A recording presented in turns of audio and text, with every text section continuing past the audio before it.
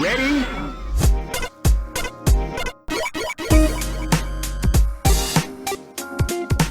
Hello and welcome to Rhythm and Pixels, a video game music podcast. This is episode 34-7, and we are your hosts. My name is Rob Nichols. And I'm quite sweaty. And every week we listen to great video game music of all consoles and all generations. We pick a topic, we pick some music, we pick some games, and we talk about it, we listen to it. And Pernell, I know you're sweaty. I'm very much. I can smell you. Hey, don't tell the listeners that. I'm trying over here. Oh no, I'm just joshing with you. It's nice to have you here anyway. Oh. Thank you for coming in. I want to just give a heads up to the listeners. I may be fading out towards the end of the show. Don't worry, I'm still behind here on the controls. I'm going to keep things running, but Pernell might be doing a bit more of the talking. It's a little more of the gabba gabba hey, a little yo gabba gabba. Let's see what else is going on. Anything? We have our Patreon episodes coming up at the end of this month. It's going to be the Halloween episode.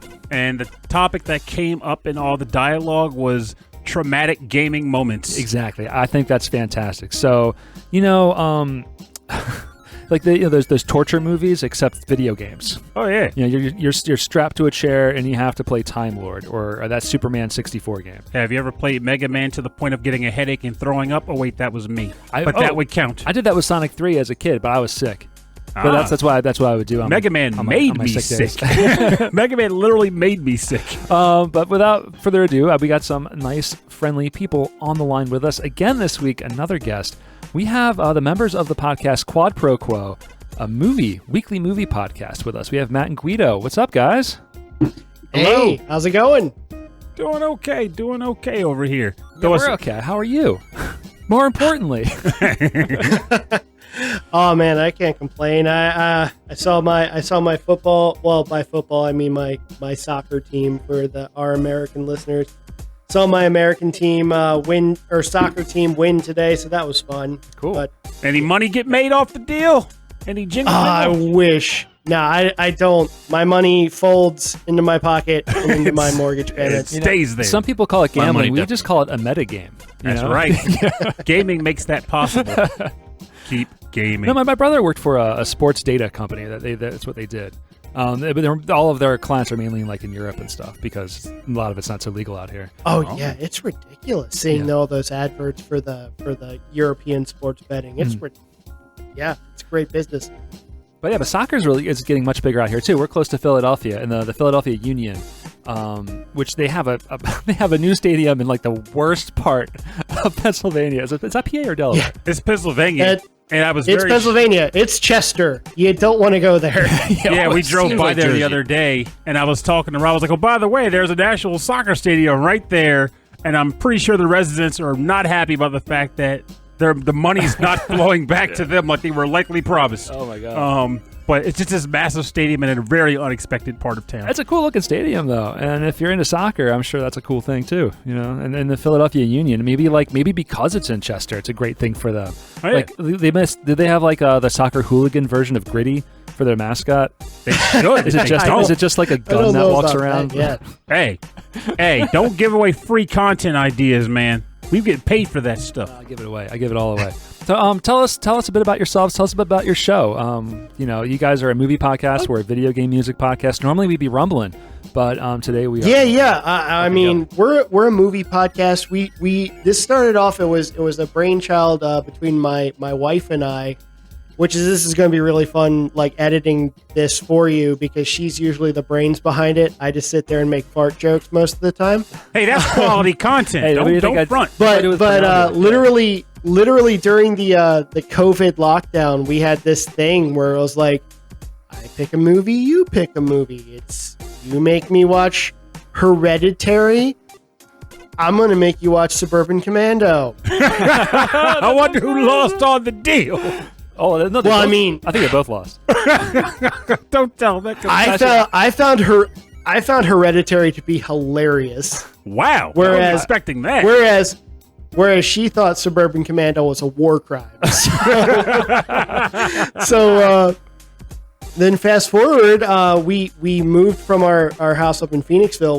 We moved down to Newark, Delaware. We live right next door to my Don't give too much details. I mean, because people like. Well, I'm just saying, just to set it up. We decided we were going to expand upon this, where instead of 2, more is always better. We instead of 2 people, we decided to do 4 people. I get to stumble over here.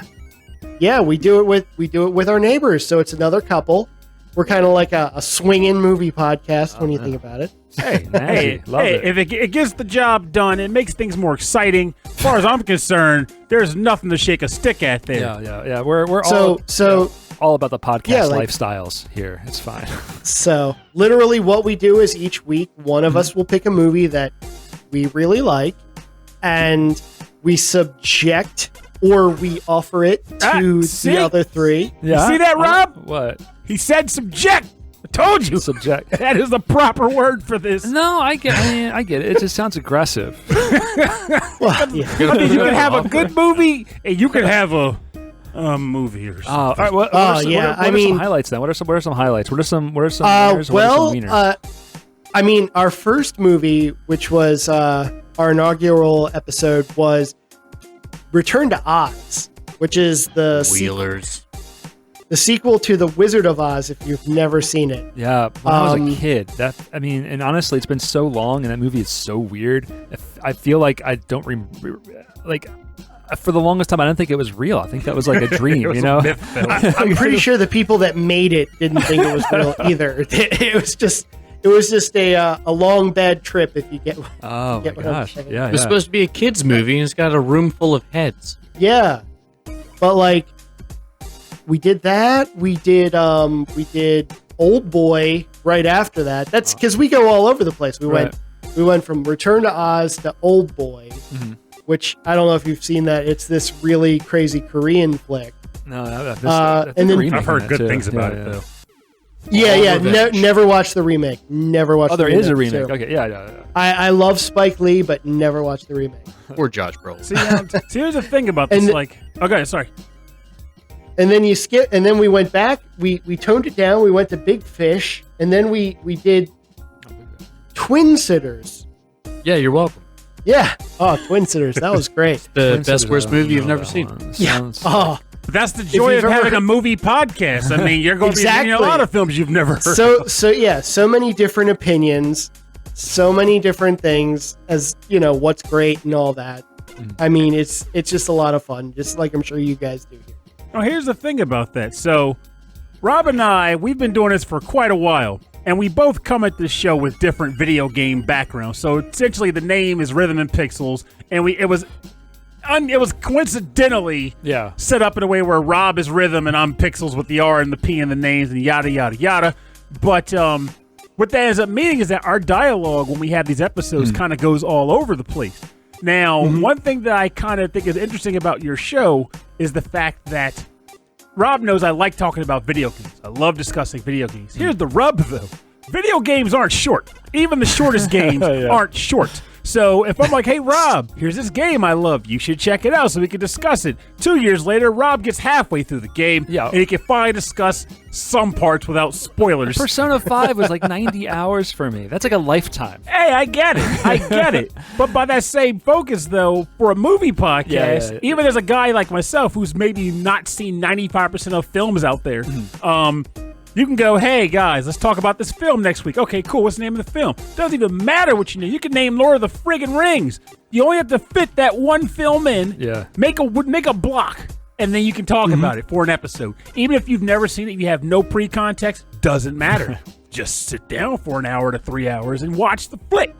And I think that's a really cool thing to run with because films... It's hard to get a full picture of a video game if I'm just watching a long play on YouTube, which I have to do a lot of the times because I don't have all the time to play some of these games. And today, I got some doozies of some of some from the 90s, but some of the ones are pretty great. But I do want to say, it's important to have the context of the media because you would imagine, with a movie soundtrack on its own, without the context of the film and the actors and the scenes, it doesn't like maybe it's great music, but you kind of lose like the purpose of it.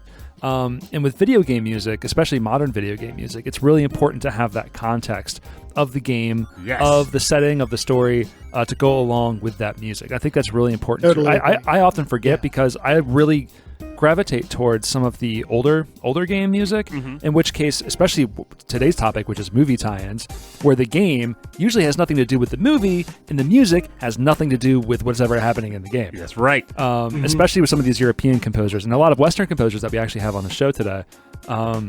Like they were probably just out there just like, hey, this sounds banging. Let's put it in a game. It's like, hell yeah. And there's something that's going to be kind of cool about this topic that we chose too, because as Quad Pro Quo is a movie-based podcast, and again, as I mentioned before, movies and I don't get along as the best as we could. It'll be interesting. It's a strained relationship. It's a very strained relationship. Right. I try so hard, but the movies, they just keep coming.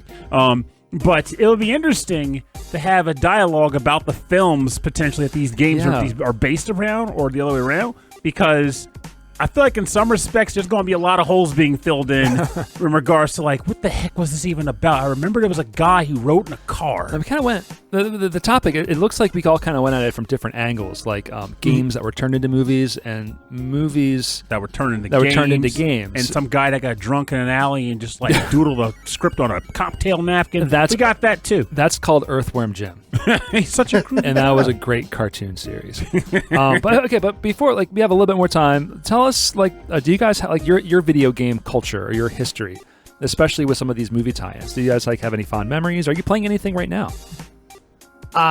Currently, right now, I'm on the PS5, and I literally, like, the last year, and mostly because of the TV show Ted Lasso, I've gone like full blown soccer hooligan, much to the chagrin of my co-host over here. Yeah. Every time I come over there, I'm talking about it. And like, I gotta, my company gives me gift cards all the time. So I usually, to my wife's chagrin, I use it to buy video games. So I'm like playing FIFA right now, where I'm like, I'm going to sit here and I'm going to play the team that how I think I should play it instead of how the actual manager does it. Mm-hmm. But I'm also playing Sifu right now, which I've heard good things about that game. Oh, this is one of those games where I was just like, you know what? Life is too short. I can't do this on the medium mode anymore. I don't have time for it. I'm just going to had to scale it back. Oh, yeah. It's because it's just arcade. It's not even arcade button mashing. You actually have to do the whole nuance of like, up and down, triangle at the same time. Or if I remember correctly with that game, isn't it designed where it's already hard to start, but as you die, you come back a couple of years older, so you're stronger, but you die quicker. I'm thinking of something. Yes, that is exactly what it is. It is ridiculous like that. Yeah, okay. Like, I'm pretty sure I aged a decade in one hallway fight. I can imagine the guys come in like, who is this guy? Why does he keep showing up with a deeper and thicker beard? What is his deal? So weird. It's so weird. We just killed him. but I'm kind of a lightweight when it comes to video games compared to Guido here. He's definitely more of the experienced guy than I am. So kick it over to you, bud. Oh, dude. All right, so I got like hundreds and thousands of hours into Diablo games, but what I'm playing now is usually lots of Warzone. But I'm really bloodthirsty on Warzone, so I'm not like a team player. So if I'm not playing Warzone, I'm playing From Software games. Oh, you're a one-man army sort of guy? Yeah, oh my God. Lone Wolf, son. Our group chat was so ridiculous. I had to tell them all to get a different group chat when they wanted to talk about Warzone, because it was mostly yelling at him saying, "Guido, you gotta stop going over there. We're trying to kill the people here." Okay. He's like, no, I gotta be a hero. It's time. Don't you hear the music? Okay. It is killing me. I cannot remember the name of this game. It's like where you it's all based on like martial arts, and you build your character with different martial arts moves, and no one has a face. I think Devolver published it. I'm not remembering this game either, and that's making me sad. I thought that was Sifu. Was it on the Wii? Hand-to-hand combat. Here we go. Got it. Absolver. I've never heard of Absolver. Absolver is, I talked about how the fighting in Sifu is like you really have to focus on like the counters and on the combos. counters, the parrying, and like where you are placed. Absolver is all about that. It's like you're doing kung fu in the game. It's fighting game mechanics and like kind of an open world battle system. Okay, how about this? Let's get into some music, and then we'll talk about some of these games and movies and which ones succeeded, which ones maybe didn't, and but which soundtracks were still worth listening to. Well, let me tell you, every track I picked, it succeeds. Mine! I'm so excited. I picked way more tracks than we could play on the show. All right, so guys from Quad Pro Quo, you guys had some tracks. Which song would you like to start with, if you have the notes in front of you? Do the Doom. You want to do the? Well, we're going to start with the original tracks, if you don't mind. Oh, the original tracks first. Okay, Yeah, we'll go with the since it's the movie thing and we're the movie guys. We'll do the Aladdin one. Oh yeah, I think it's Last Step In or Jump In. Yeah, it's called One Jump Ahead for the Sega Genesis. One Jump Ahead. Actually, we're going to have That's a lot of Genesis music on today's show, which makes me very happy. And this one's by a fantastic American composer, Tommy Tallarico.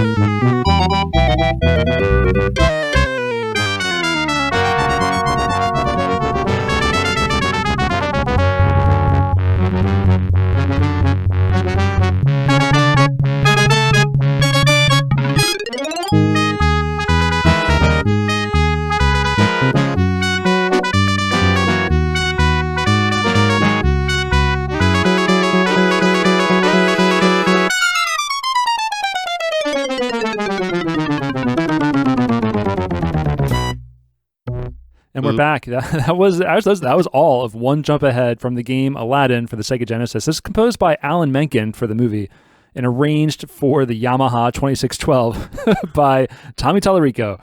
That was awesome, actually, because I think I was like, I've played this game to death. Like, everybody and their grandma talks about the SNES Aladdin, and I can understand why. That's the arcadey Aladdin game, whereas this was more like, it's supposed to feel like a cinema video game. Oh, really? I thought this one, because this is the one you're running around with a sword, and like there's a bunch of stuff that's going on. Yeah, but the Super Nintendo, you're like chucking apples. Oh, yeah, like, yeah. It's very colorful. Jumping on stuff. Hey.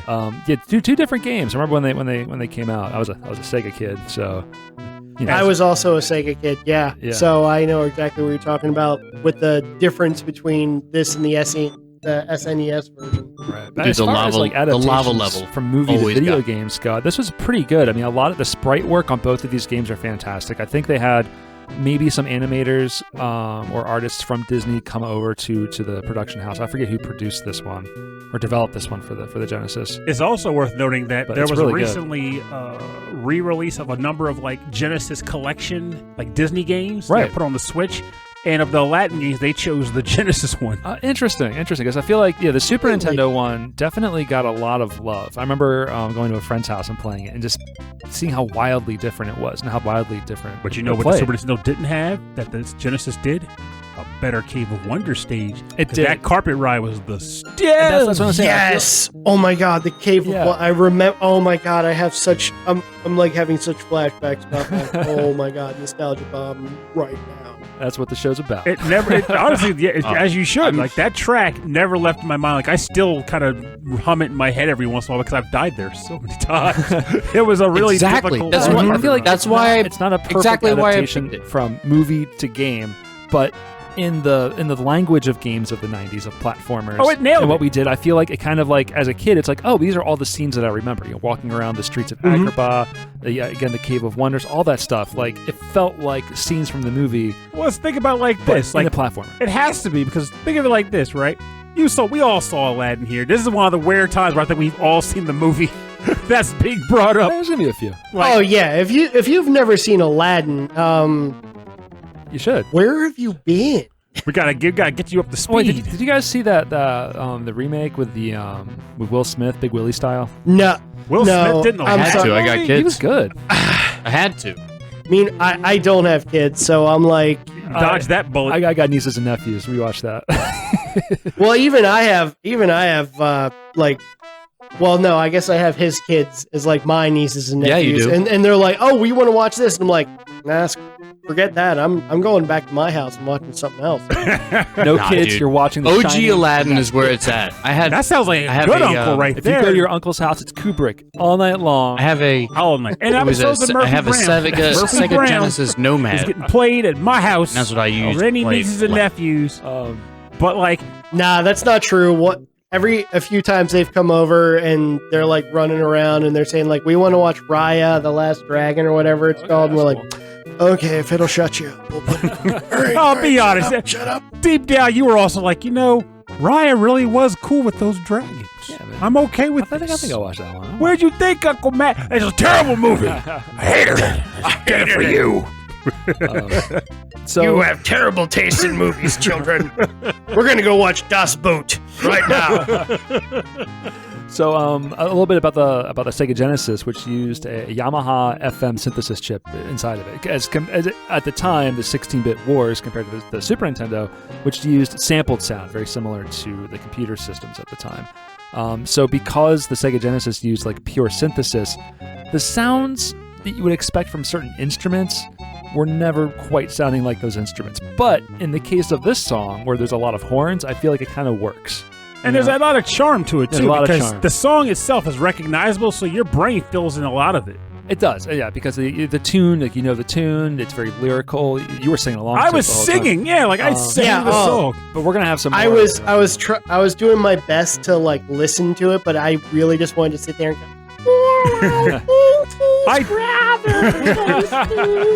I too have to live. Just gotta live to eat. Gotta still to eat. It's how I do. It's interesting though the choice they made not to include any percussion. It was there's no rhythm to it. It was just the melody. Oh, the rhythm was there. It was nice. It was nice. Rob. It reminded me a bit of like Shining Force. So those kind of like sweeping pitch bends and stuff. Yes. Kind of emulate like a full orchestra. And let's be real. Anything that reminds anyone of Shining Force is a good thing. Yeah, isn't it weird that Aladdin for the Genesis reminds me of Shining Force? I'll take it. Tommy Tallarico, big Sega, make a Shining Force movie. big Genesis composer of the day. I think he's still doing game compositions to this day. Most people will remember him from Earthworm Jim. He's such a He's groovy pretty guy. Probably some other ones, but yeah, Every I should time know you say Earthworm Jim, I want to follow with that. that. I want to real. That one. They need to bring that back on on the Disney Plus channel. They have all these like throwback. We were watching Gargoyles that one night. They should bring back Earthworm Jim. I don't know who owns the rights to Earthworm Jim, but I would love to rewatch that. That and Super. I'm Dance. sure Disney will buy. Gargoyles. I'm sure Disney will buy the rights to Earthworm Eventually, Jim. yeah. Like, eventually, It'll they're be listening to us right now. They will. scraping because the you said internet for ideas. Yeah, I've got like some malware on my computer that's listening to us record, and it's all being fed back to servers at Disney. And they're like, "Oh, Master Mickey. the next nostalgia is this. Let's go get it." Word of a podcast referenced a worm from the earth named Jimothy. Yeah, there's enough crazy stuff out there. Why not? All right, so our next track is coming from Pernell. Pernell, you've got some tracks that were games turned into movies, and then some movies turned into games, and then one that's a little bit of both. Like, who the heck knows what it is? Yeah. So this is, I kind of feel like if I'm talking about movies on a podcast, I'm going to bring up this movie because I saw it probably more times in the theater than anything since the original Ninja Turtles film. This is the track called Waterworld from the game Silent Hill Book of Memories, composed by David Licht.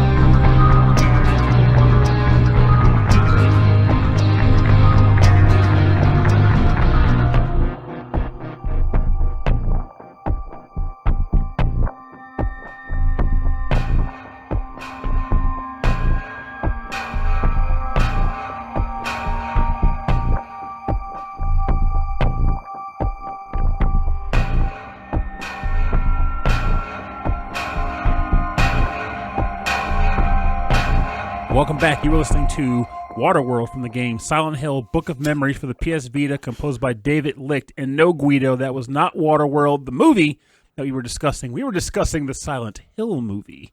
So the last one was a movie turned into a game, and this one, game turned into movie. Yes, and admittedly, I did not choose a track from the game that the Silent Hill movie was based on. I did that intentionally because we've talked a lot about the Silent Hill 1 OST, and if you also know, Akira Yamaoka kind of does a thing where his is sometimes more atmospheric than audible, and it fits those games, but Book of Memories was a little different. Yeah. This was a game created for the Vita.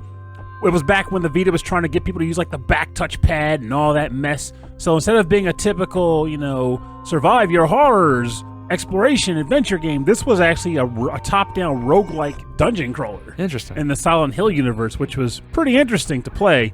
Though at the time I wasn't too jazzed about it because I wanted a narrative, and what I got was the dungeon crawler. But going back and playing it now, it's a pretty decent game, actually. Is it only available on the Vita or only on the Vita? Oh man, that's a shame. Lost to a dead console. Yeah, that's tough. I also have a fun fact, at least about the Silent Hill movie. Oh, I want actually deets. know that because background on video games, like I played the Genesis, we played the Nintendo growing up, but then we kind of like skipped a few gaming generations. And I didn't get another console till like the PS3, I'm not going to lie. So I missed a lot of the Silent Hill stuff, but I actually did go out on a first date and we saw that movie. Wow. Now, did the date know about Silent Hill 2, or were neither of you aware of it, aside from it being Neither of us were aware of it. I was like, yeah, I think it's a video game, and there's like a guy with a weird triangle head and a scissor thing. Triangle Don't head. forget that lady that loses her head, skin. Carries a cleaver And then, and dirty and then hand. it's just like, and then I'm just sitting there, I'm like, I'm not getting a second date on this. Hey, I assumed that she had agency on agreeing to the choice. So if we're talking about like first dates, so my wife, I've been married 18 years. Our first date, we're both just out of college, and I took her out to see Minority Report with Tom Cruise. And That's actually, yeah, that was my second, because we did a Spielberg month on our podcast. I was thinking about doing that one, but Spielberg I wanted did to Minority win Report? the thing. Yeah, that's one of his movies. Yeah, I didn't know that. And that actually it's sealed the deal. it's a lesser known, believe it or not, a lesser known Spielberg movie. I love me a But man who questions society's moral No, fibers. it was the fact that I didn't like assume that she wanted to go see a rom-com. I just was like, I want to see a sci-fi movie, and she did too. And the fact that we did that together was a big deal. Yeah. Totally but maybe if we had saw Silent Hill, maybe that would have been different. Although Silent Hill came out a bit later. I don't know. You probably would have both come home traumatized because that movie was messed up. Well, I went into it really expecting that like a story from Silent Hill, one of the games, because I've always been really big into at least the first three, because those are the ones I've played and have made a big impression on me. Especially like story-wise, those games are very cinematic. They're based on a lot of other movies they take a lot of inspiration from, right? So Yeah, that's I gathered that from like stuff I've seen. Jacob's Ladder for sure. Oh, definitely. But it's also like looking back on it, like I'm glad that they kind of did their own thing. You know, like Silent Hill is like a world for them just to play in. But here's the thing, though, which is interesting. They almost did it. So Silent Hill, the movie, takes a lot of Silent Hill 1, but they flip things around. Yeah. So instead of a dad looking for his daughter, it's a mother looking for her daughter. The cop comes into play. She kind of has more of a prominent role, being that it's a movie and you don't have to have a character running around and finding keys in dumpsters. Right, and when you're being chased by monsters and stuff, like you're like the one character that has a gun. Come on. Yeah. She actually uses the gun too. I'll give her some credit. But they flip a lot of things on their head, but you can still see the skeleton of the original Silent Hill 1 plot, which in and of itself made me more excited. The only thing that bugged me, and I stand by this to this day, was that they were like, we got to get Pyramid in here somehow. Yeah. Because this was back when it was like, okay, they're trying to get Silent Hill to the next level of public awareness, and they knew that Pyramid Head was the iconic character, specifically for one game, specifically tied to the psyche of that one main character. Right. And they were like, no, we got to bring him out. When you strip away his context in the story and his context to the main character, like you take away what's really scary about him. Oh no, he's still very scary. Mean, he's a big guy. He's scary, but like I feel like what was psychologically horrifying about this character, it was completely removed. Yes. And now I know someone might be listening to this and going, but Purnell, you wackadoo. You know Pyramid Head was based off of like Silent Hill text and like history and lore. Like, I get that. Doesn't change the fact that it was lore, not present, okay? I'm allowed to feel this way. I kind of just want to know where they found a guy in Centralia, PA that had a huge triangle helmet. He's been holding on to it, waiting for his moment to shine. Because I'm literally just sitting there every time like somebody brings up Silent Hill, there's always somebody that's like, it's based off an actual place. It's in the middle of Pennsylvania. Yeah. Thanks. Reminding me of my dumpster fire. Well, you see, the original purpose of that helmet was the guy had a thing where he just kind of enjoyed putting it on his head and releasing bees into it, just to kind of give him a little bit of excitement in his day. But that was also, the Pyramid Head was in Silent Hill 2, right? Yeah, it was Silent Hill 2 where he was actually from. And then they threw him into Homecoming because, again, they were like, we got to get this guy more roles. I know for a lot of our listeners. It's like those Hellraiser movies. If they don't have Pinhead in it, the fans will revolt. God, don't even get me started on that. Like, side tangent, but that's our show. We do this. So friggin' Hellraiser, right? I've seen first 3 movies. I've seen the first half of the first one when I was too young, and then I never saw any other ones. I've seen the ones I've seen are recent. Watching? They are. I personally believe the second one and the first one were good films. The third one, I couldn't get past the first one. Oh, really? Yeah. The thing about it is, like, the thing about Hellraiser to me is that the monsters are the humans. Because kind of like Candyman, Candyman is an urban myth. He comes out when people call out to him because they're freaking crazy.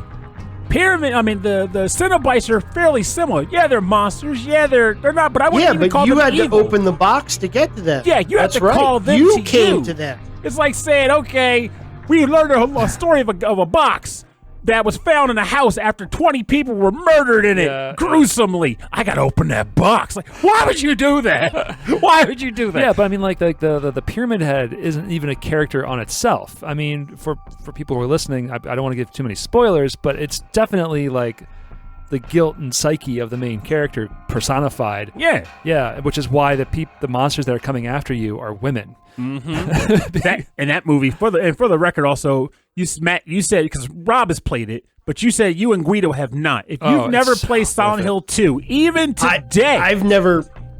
It's worth it. It's worth a playthrough. I never have. As a movie guy, as a movie person, not me, you, I beseech you, play that game, even though it's old. Play it now, not right now, but later now. Over the weekend. Play it over the weekend, because you can burn through it. It's good. It is an iconic game.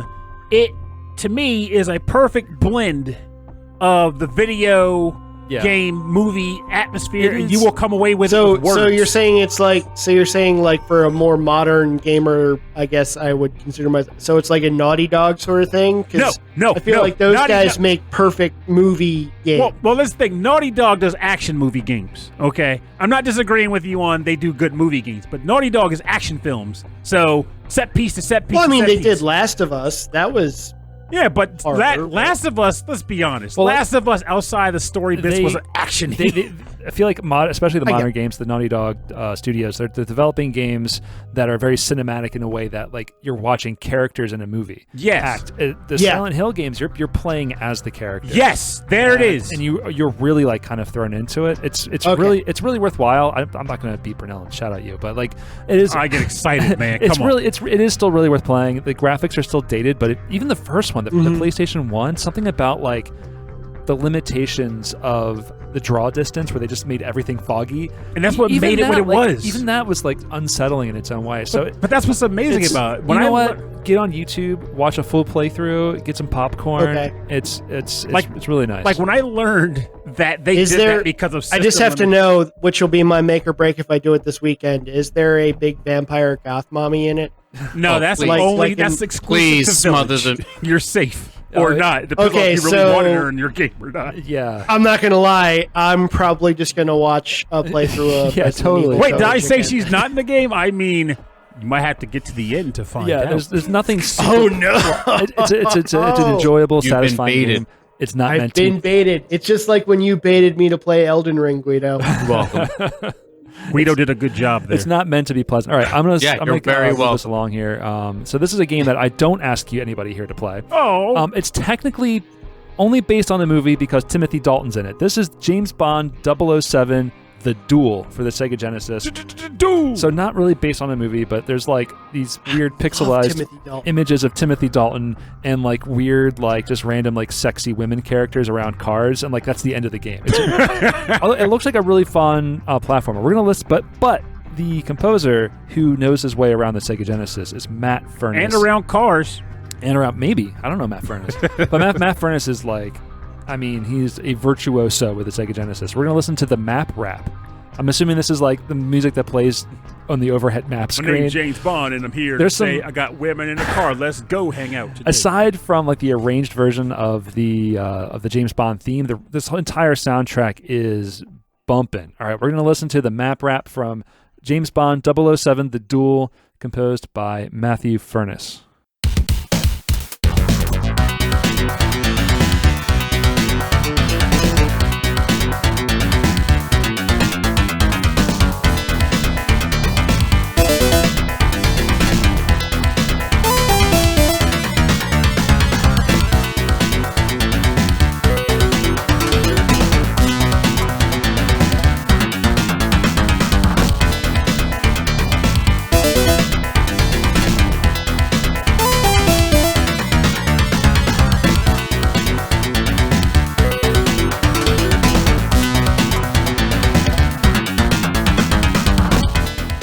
So one of the shorter tracks, definitely not one of the stage tracks, which are usually like 2 or 3 minutes long. This was the map rap from James Bond 007, The Duel. I was expecting lyrics. I did not get lyrics. Yeah, Where was this during Timothy Dalton's entire stint as James Bond? This is actually a really good point. I'm going to pull this up because I think this is relevant to, especially to the podcast today.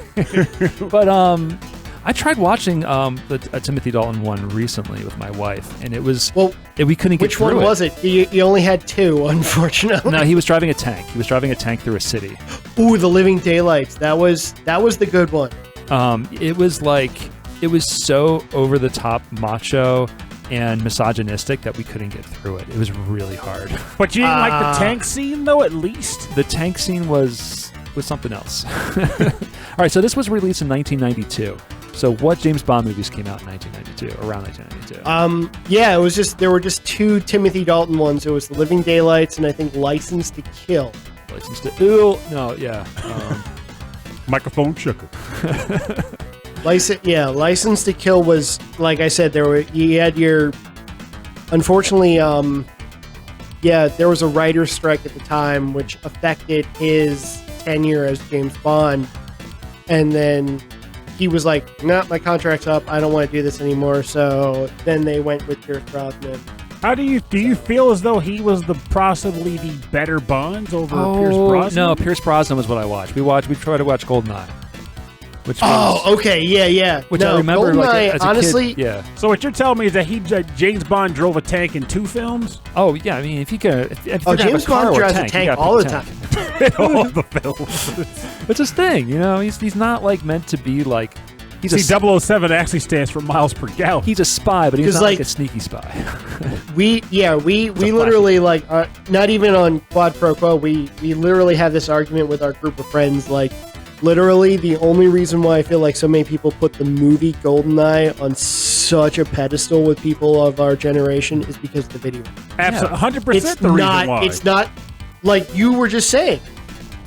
The tank sequence is almost as laughable as the worst Roger Moore thing. Yeah, it's so cringeworthy and embarrassing the way they treat the female characters in the movie, the way they talk to women, they talk about women in the movie, and then this crazy war fantasy of getting in a tank and just running through city streets with it.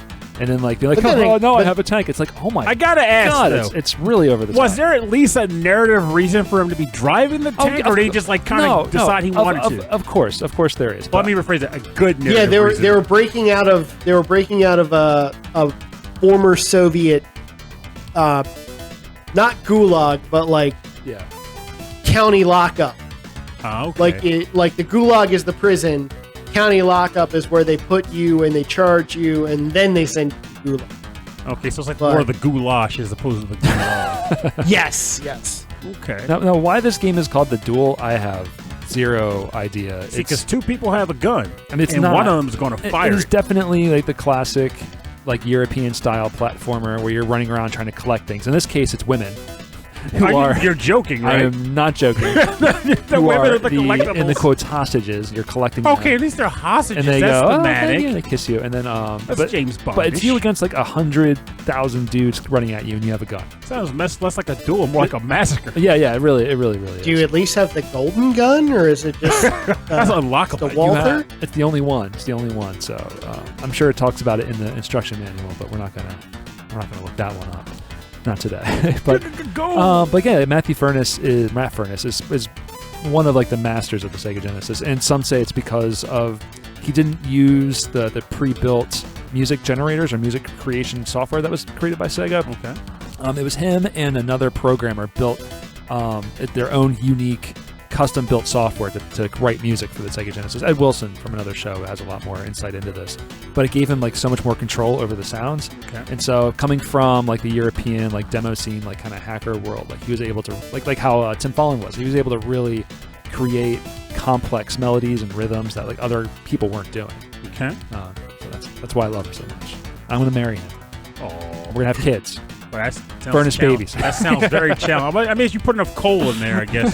But I got to ask this before we move on, though. Of course. Since we were talking about James Bond, there's a ton of films, and you guys actually watch, I don't know, movies. Even you, Rob, since you were talking about you weren't a big fan of the ones you saw, you still have to make a choice. I can make a choice.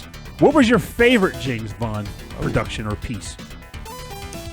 Start with Rob. Okay, then Matt. yeah. Okay, the favorite James Bond. I mean, so I used to watch these with my dad. Okay. We would skip church and we would watch either it's Kung Fu Cinema on like some local access station, like Philadelphia access station, or we would watch like a James Bond movie. My dad was into that stuff. So probably Moonraker or what was the one with Sean Connery? Goldfinger. Okay. Goldfinger.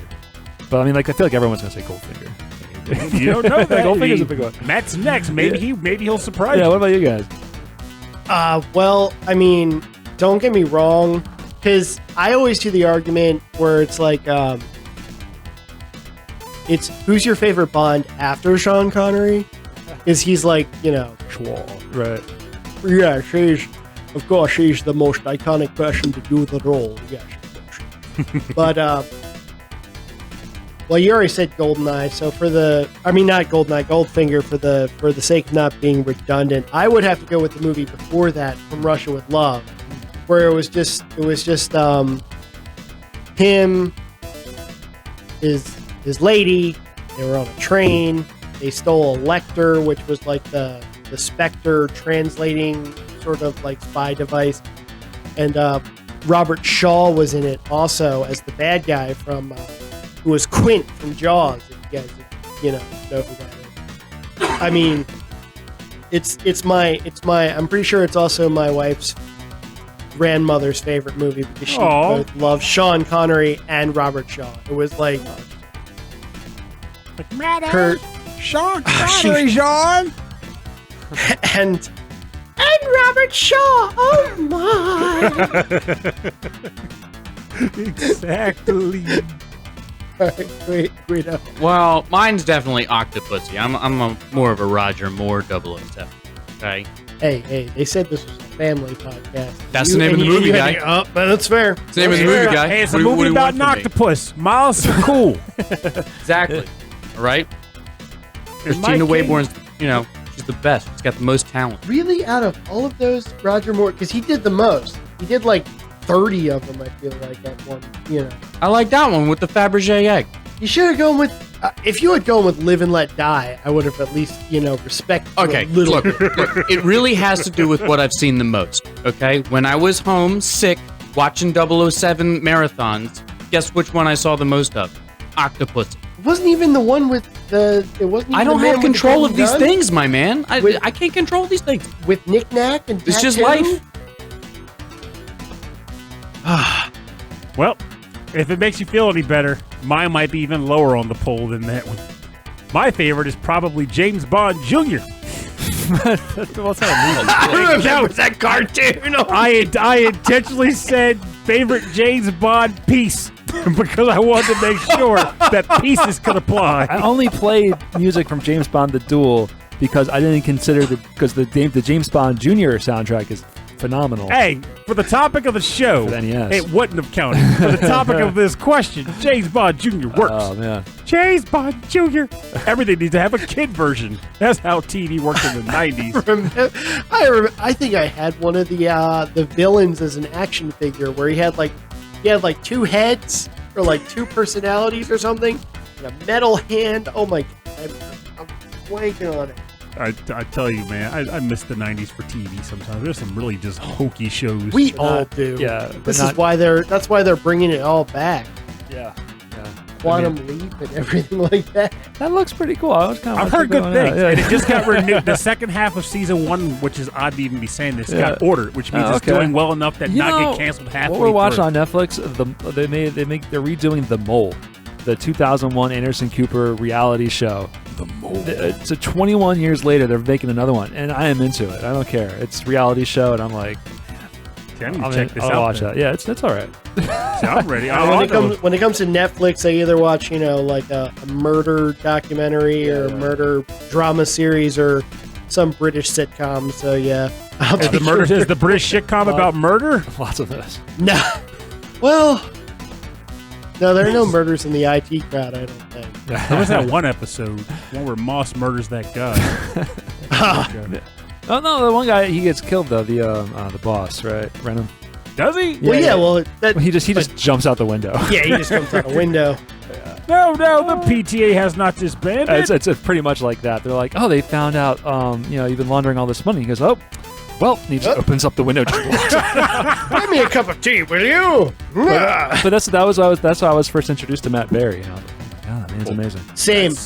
On the show. Yes. Yes. Right, so we're moving back. That to was you us guys. at the beginning of this episode doing, yes, I can hear you, Fem Fandango. Oh man, I knew someone had to do it. All right, so you guys, you're up next. You have one more original game track to listen to. What you got? Oh, well, I believe we did Sonic the Hedgehog, the Metropolis, or no, Sonic the Hedgehog 2. We did the Metropolis level. Yeah. So this is people pronounce it Metropolis. No, they don't. Okay, good. No, they don't. Hydrosity is enough. Okay, let's not bring it to Metropolis too. This is the Metropolis Zone from Sonic the Hedgehog 2 for the Sega Genesis, also by another Sega All-Star, Masato Nakamura.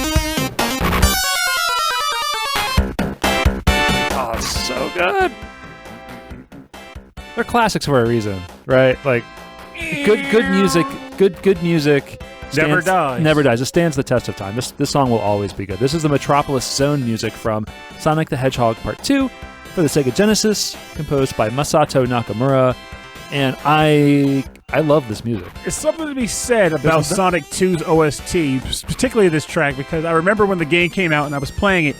Sonic 2 was an absurdly long game. Really long game. Especially compared to the first one. Yes. Yeah. And it's also weird because compared to the first one they had 3 levels, but this one only had 2, except for Metropolis. Metropolis had 3. Yes. I remember that. And that was for good reason, because Metropolis Zone had probably the best theme in the game. Yeah. And I remember breaking my back in anticipation, I'm going to get to this track. I can't wait to get to the Metropolis Zone. It's going to be such a cool zone. And I finally got there, and the music started playing, and it honestly felt like it was worth the journey to get to that stage. It was so freaking good. Sonic 2, as a whole, was it was an event. It was a momentous event. Sonic Tuesday. That was probably the first instance I can recall where they were like, we're going to give an entire day a name to tell you that this game is coming out. We're going to call it Sonic Tuesday. Right, and they did it again with Mortal Kombat, Mortal Monday. Actually, it probably was. It was. It was Mortal Monday. because it was released on like 5 different consoles on the same day. People were obsessed with it. Man. Yeah. I'm not going to lie. I literally beat Sonic 2 for the first time, like, last month. But What's the lie about? You did it. That's what matters. No. I mean, and I got it because I got the new one on the Switch. But I mean, like, literally, it was one of the greatest moments of my life. You got past that freaking Death Egg robot, so that's a trophy in itself. You know how many times? You know how many times when I was a kid I was trying to that darn giant Robotnik? He's a jerk. This time I was like, I'm prepared. I got years of wisdom behind my belt. I've seen how to break giant robots in the past. I can apply that knowledge. You got adult dexterity and patience. Yes. Which is a big thing to have. Yeah, it's kind of like that Sifu game I was just talking about. I got the wisdom now. Yes. And there's something to be said about us discussing Sonic 2 and how momentous an occasion it was, because I feel like the Sonic the Hedgehog movie, the second one, but mostly the first, was equally momentous in the scope of, like, here's a movie about a video game character that is highly looked... People wanted it to happen, but of course there was a whole debacle of, like, crappy-looking Sonic, which I remember you told me they referenced him in the Chip and Dale movie. God, you haven't seen that yet? I have not, but I'm going to. That was very funny. That was very, like, self-referential. Way more than I expected to see. So here's the thing, like, people in there, everyone always wants to say, well, there wasn't like there was much of a benchmark to reach. I mean, video game movies are just bad anyway. And I'm like, I'll give you that, but don't disparage the fact that the Sonic movie was legitimately entertaining to watch. Yeah, if it wasn't great, it was good though. But here's the thing, like, people, I had fun with it. Like, people say it wasn't great. Yeah. But the thing to keep in mind here is that at least when I saw it, I didn't go to see Sonic the Hedgehog looking for a Scorsese movie. I went because I wanted to see an entertaining video game character hop and bop on the screen, make a few wisecracks, and treat the source material with respect. And I felt that I got all of that, which to me is what makes it quote-unquote great in the context of video game films. It's almost like, going to the movies for like the summer blockbuster event or whatever. A lot of those movies, you go to see those because you kind of want you want movie junk food. You know what you're getting out of it. You're not coming there for a riveting, heartfelt piece to make you go home and I'm just here for Jim Carrey. You're not going for Octopussy, you're going for Sonic the Hedgehog. Yeah, no, I'm not, look, it's a movie based off of a video game. I'm not expecting 12 Angry Men or like 13 Ghosts over here. Stuff. Yeah, exactly. Well, no, I'd actually rather watch Sonic the Hedgehog again than ever watch 13 Ghosts. Okay. Here to that. Hey, there was some talent in that movie. Great. Yo, Show some respect. you can see more of that talent in a different movie, just saying. Fair enough. But like, I felt like, and it's probably why the new Mario movie is getting a lot of scrutiny too, aside from just general internet vitriol, but also the fact that Sonic got through the blender and came out a delicious smoothie. And now people are like, Sonic did very well for us as far as video game movies go. Mario has to measure up to that. I gotta be honest, I was really surprised they announced a Sonic the Hedgehog movie, because I knew, like, Sega, and Sonic in general, the Sega in general in the 90s was enormous. The Sega of America company was just rolling in cash. Like, everyone had Sega, or everyone knew about Sega. Everyone knew their ads, right? So, like, I kind of get that, but like nowadays, like, no one really talks about it. Everything is like, because Nintendo is still making games. Like, they're still making Mario games, they're still making Zelda games. All these franchises that we know about, they're still making these things. So I was really surprised that the first kind of like modern video game movie that we're going to see based on the 90s franchise was going to be Sonic and not Mario. Well, that's literally just because Nintendo was asleep at the switch with their property. But as far as... And plus also, they already tried with Mario. Oh, God, don't remind us. I don't know if that's the word try. Oh, come on. That's just a really fun, like... It's so bad it's good. The only way that movie could have been like any worse / better was if like Tommy Wiseau was involved. Wait, who's the bad guy in that movie? I'll say Dennis Hopper. Dennis Hopper deserves respect. Oh no, there's a fun fact about that movie. What's up? After it was made, Dennis Hopper, because I guess he had a young son at the time. His dad, he went to his dad and was like, Dad, why did you make this movie? And he was like, well, because, things cost money, like shoes and stuff, and like I needed to get money to buy you. He's like, Dad, I didn't need shoes.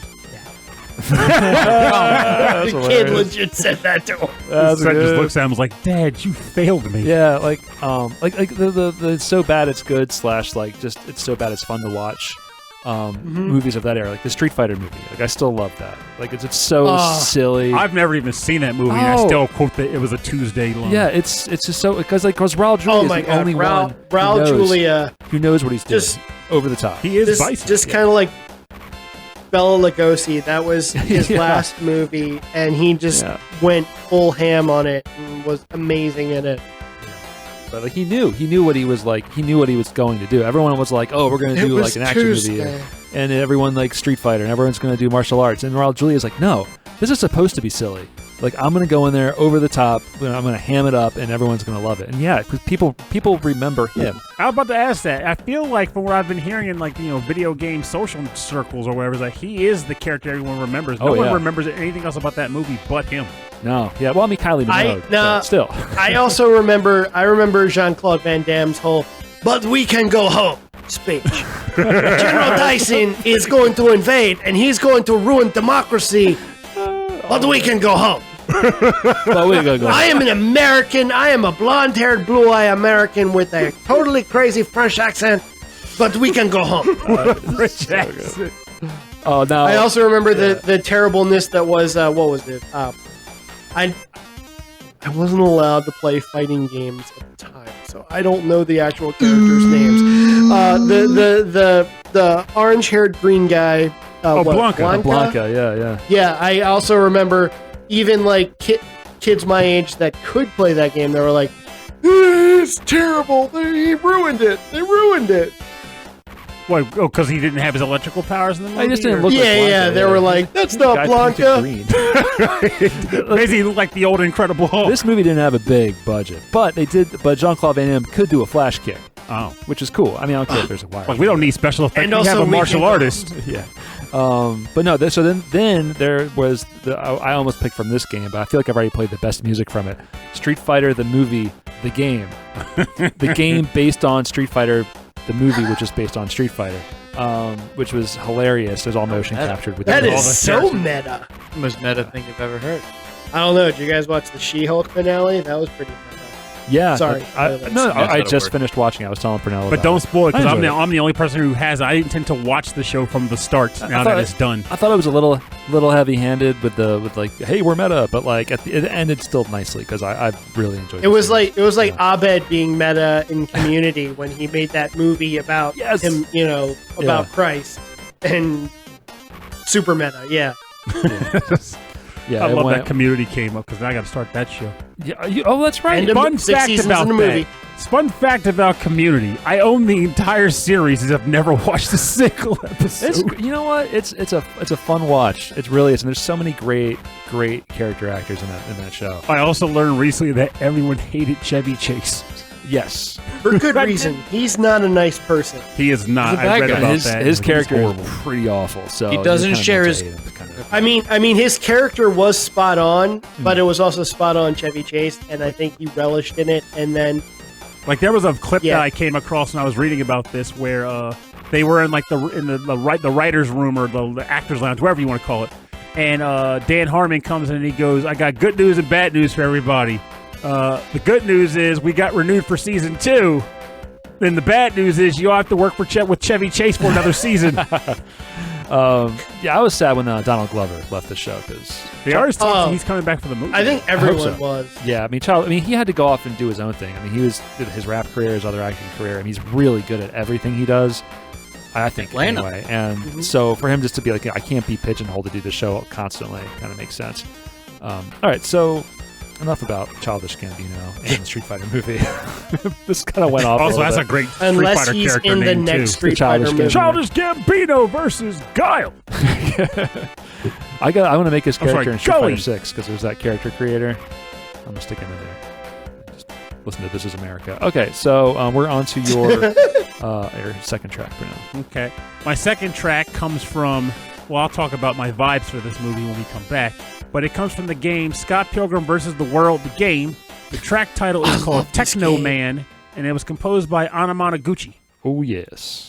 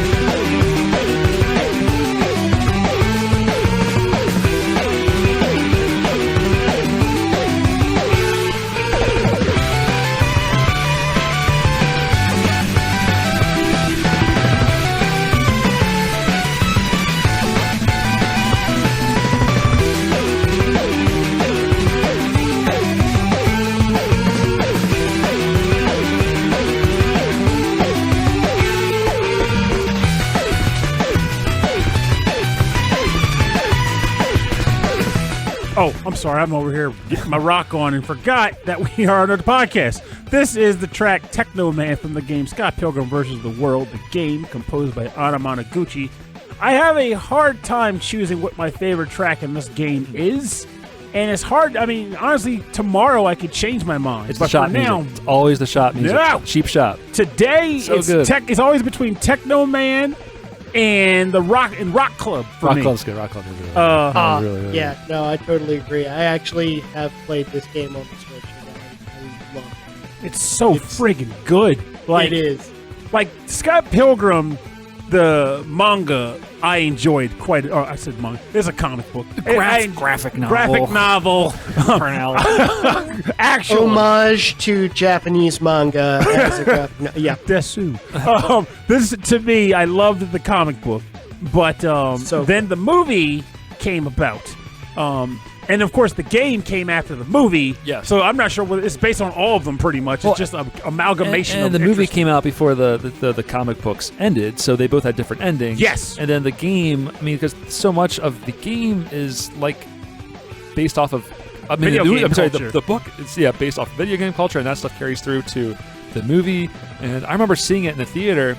And then we went to King of Prussia, and when we walked out of the theater, I was like, I have never heard like chiptune. Was I there with you for that? Theater. Did we see that together? I think I just took Christy.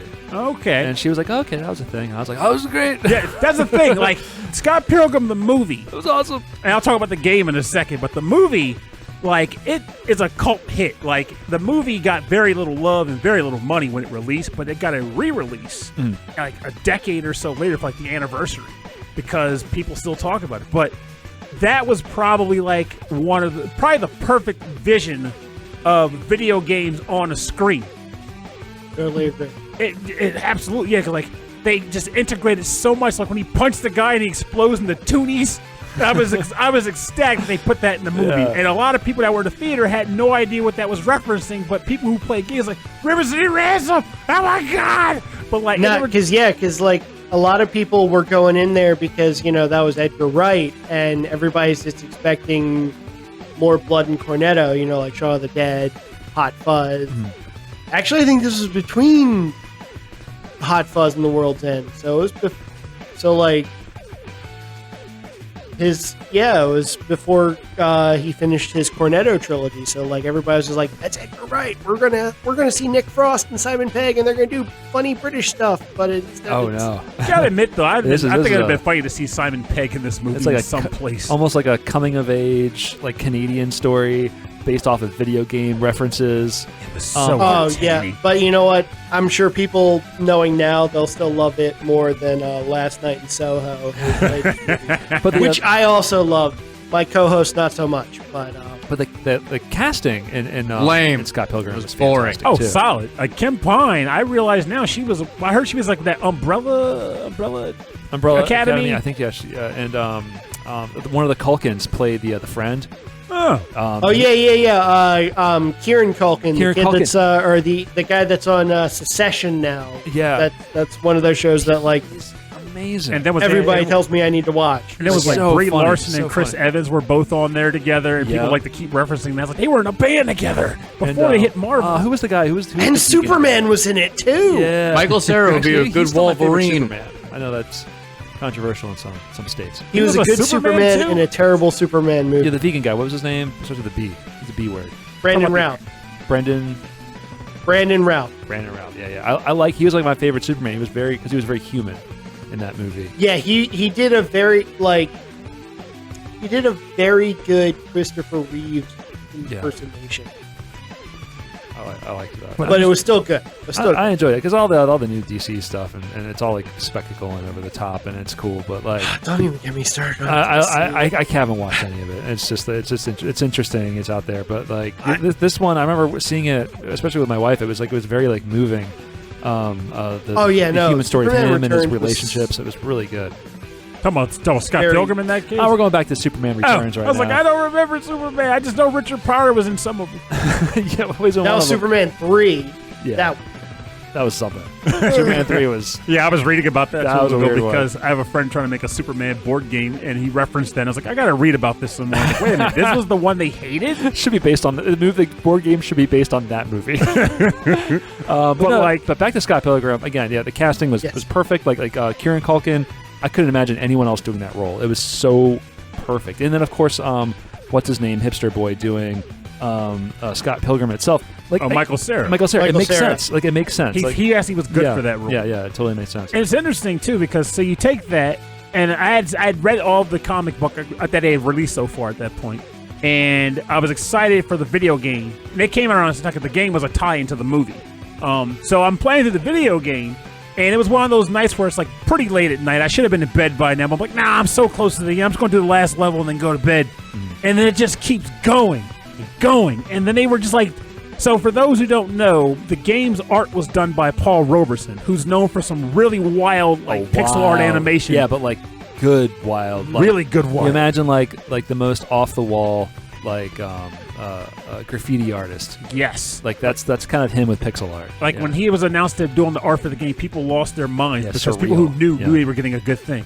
And for most of the game, a lot of his staple stuff was kind of like kicked to the side because he had to adhere to the patent he was working under, except for like the vegetarian band member. I always forget his name. Basically, the third one.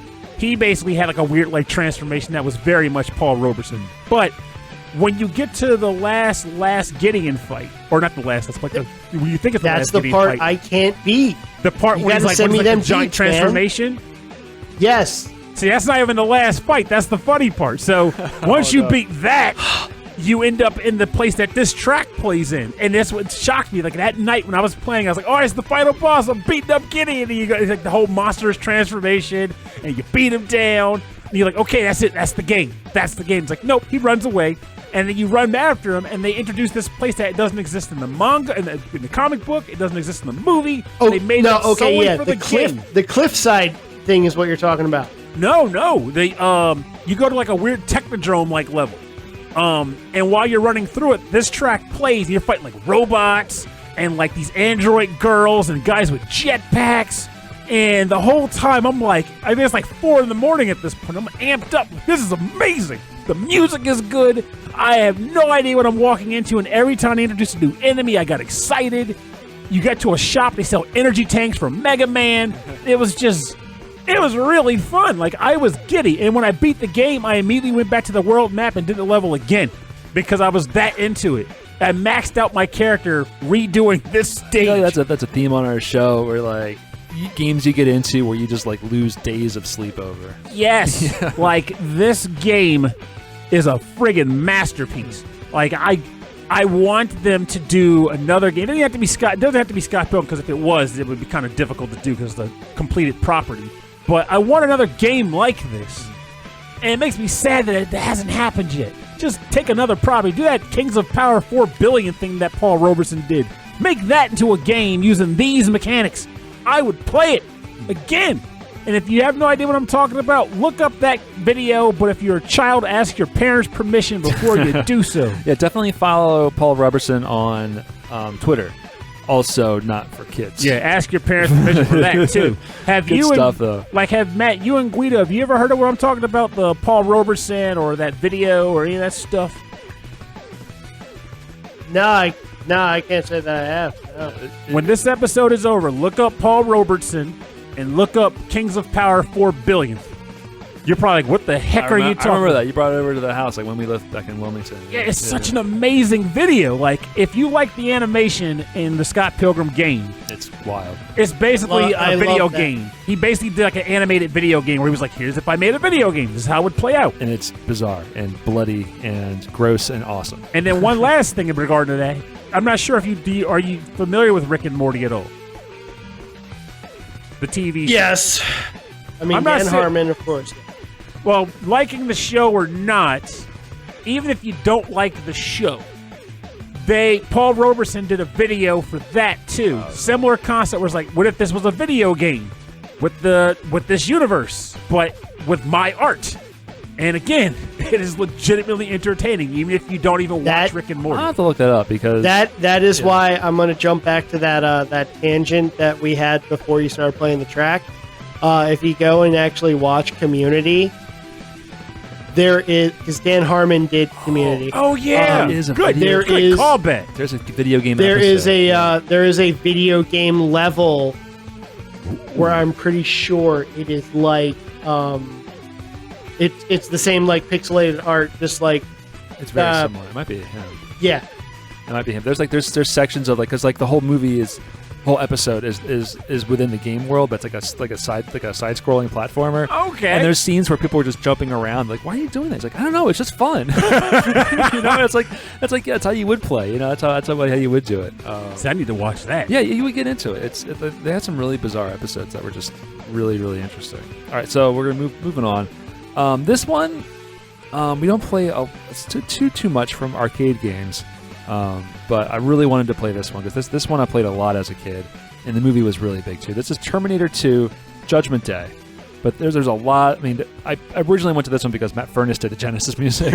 But you found this one. This is the arcade. This is the arcade game, which is one of those like not like a light gun, but like Operation Wolf, where like the machine gun's like attached to like the machine. Okay. Yeah. It's music's by Chris Granner, and this track is from Human Hideout in Cyberdyne Systems. Does Revolution X do that too? Where the control, you just have to turn it left and right? Yeah. So like a lot of games use like a light gun where it would flash the screen and then would read where it was targeted on the screen. Yeah. With this type of game, you imagine because it's attached to a control on the machine, it's not working as a light gun, it's working pretty much as a joystick. Uh-huh. And a lot of times there's a cursor that you just can't see. Oh, okay. Yeah. Anyway, this is Human Hideout from Cyberdyne Systems. Terminator 2: Judgment Day for the arcade. I'm a big nerd.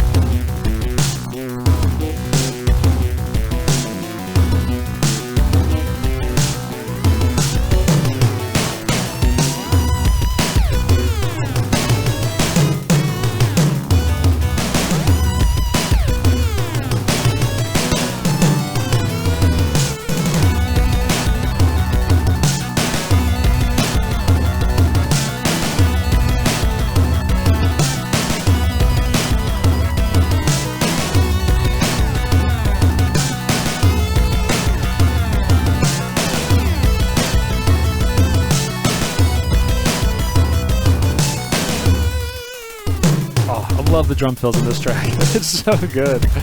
All right, yeah, you're listening to music from the game Terminator 2 Judgment Day, the arcade.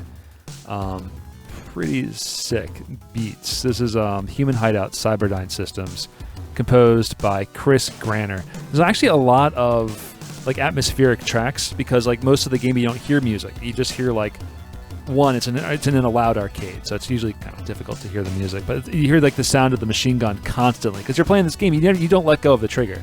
I don't even know why they give you a trigger. Because you want you to feel like a big man. So it's like it just goes all day long. And the credits for the game, I forget the guy who played the T9000 or T1000, but like he's actually credited in the games. I think he did some additional photography for the game because he's the big bad boss at the end of it, obviously. Okay. And it's actually like it follows the movie pretty good. If the whole movie was just you firing a machine gun nonstop for like 2 hours. Which is weird because, halfway through that, or at the very beginning of the movie, Edward Furlong tells Arnold, "No, you can't kill people." I gotta say, though, by the way, just in a general sense in regards to almost all the tracks we picked for this episode, I find it entertaining when they do take these movies and go, let's turn them into video games, because a movie is generally a narrative piece where they give you set characters. You're going from point A to point B. Every once in a while, you might come across an adversary, or it might be the same adversary, like in the case of Terminator. It's the T-whatever thousand freaking Metalloid robot, the whole movie, right? But in the game, they got to give you actual adversaries to mow down. So they have to create enemies for you. That's what I was talking about. Like, there's the language of video games from the 90s compared to like the language of video games today. If there was a Terminator 2 Judgment Day video game made modern days, 2022, it would be like all cutscenes, quick time events. Actually, I had an idea. It would be very much like that. It would what it could be? Cinematic. You know what it could be, though? So this is a game I was intending to start finally because I've been kicking the can on this for Halloween month, Shocktober. But I would wager they could do a more actionized version of the Aliens game that they released on PS4. So for those who don't know... that Isolation game, Yes! Alien Isolation is a game where you're basically trying to survive and escape from the space station, and the entire game you're being hunted by the same alien. And it is tense the entire time. That's good. You will be hiding in a locker, the alien will walk by, act like he didn't see you, and then rip you from the top of the locker and kill you. Like, they did some stuff in that game. Okay, so again, in the language of that style of game, right? Survival horror, maybe I'm assuming it's first person. Yeah, absolutely first person. So you think in the 90s, our vocabulary of video games was like platforming, overhead shooting, maybe like a Madden sports game that was also like an overhead like run around type game. Or in the arcades, it was like if it was going to be an arcade game, it needed to be action packed to play. So it was going to be a gun game. So to tell the story of an entire movie where where instead of actors and dialogue and cinematography, you just have a gun. Like that's just what we did. That sounds like the 90s. We worked it out like champs is what we did. I don't remember much about the whole game except for the ending, which really is the entire ending set piece of the movie where they shoot the T-1000 and push him into the molten like metal or whatever. But like actually in the game, like the actor photography of the actor shows up like around the screen. He's not really animated, but like he's there as targets and like he's coming forward and forward and forward. And like Edward Furlong is actually animated off to the side, like trying to hide. And then as you shoot the T-1000, he gets pushed back further and further and further until you push him into the thing. Into the liquid. It's just pretty cool. I mean, again, like as for like a machine gun arcade game, it worked really, really well. I have a feeling this is probably one of the more popular like games. I think Terminator 2 was just like one of the more popular movies at the time too. Again, another movie I watched probably way too young. Same. Yeah, I think it was a different time. It was a different time when you could never see movies too young. We were more mature back then. But also, believe it or not, I actually prefer the first one over the second one. I need to rewatch that one. Yeah, it's different, right? I mean, it's different. Like kind of like in the same sort of vein of like any James Cameron movies. The first one is more psychological horror, and often a comparison, and it's something that we want to do in a future theme for our podcast. We want to do Alien versus Aliens, which throw back to Alien Isolation. Ridley Scott did more of a psychological isolation horror movie, whereas when James Cameron took over and did Aliens, it's yeah, big guns, we kill all the aliens. There are so many action. Yeah. As a younger kid, I it's really loved Aliens. It's a similar thing with Terminator 1 versus Terminator 2. Yeah, that makes a lot of sense. Plus, I also just like Arnold as the bad guy. The funny part is I hated that kid. The funny part is I've never seen Terminator 1. I saw bits of Terminator 2. And yet I somehow ended up going to see Terminator 3 in the movies. What was that You just wanted to see that girl get bigger talent. Is there a spider? Was a spider. There's a spider. Anyway, Purnell's my hero. End of story. Got him. Sorry, guys.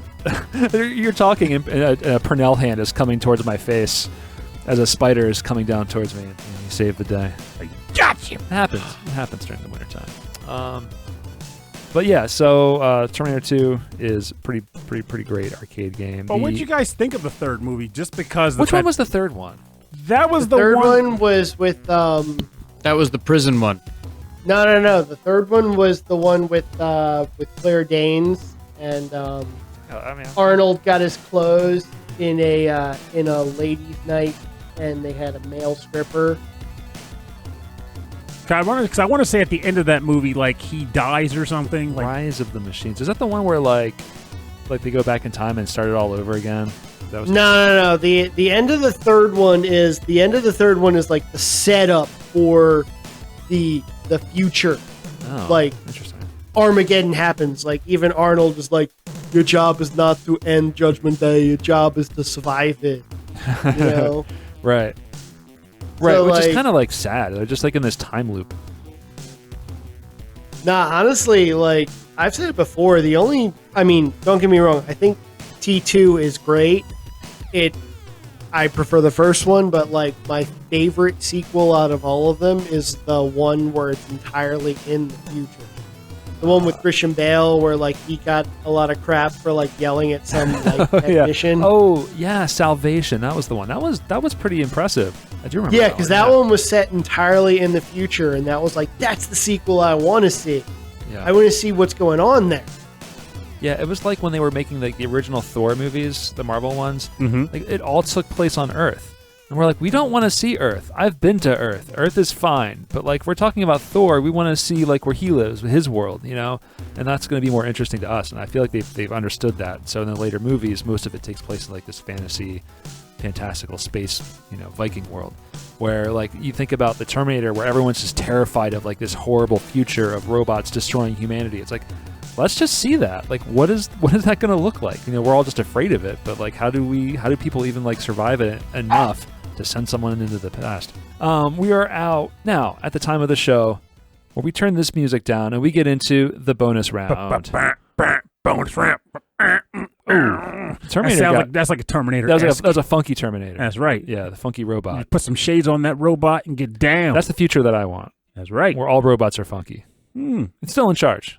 A little fresh. Still in charge, making sure we're all funky. Oh, no, man. You saw what happened with Skynet.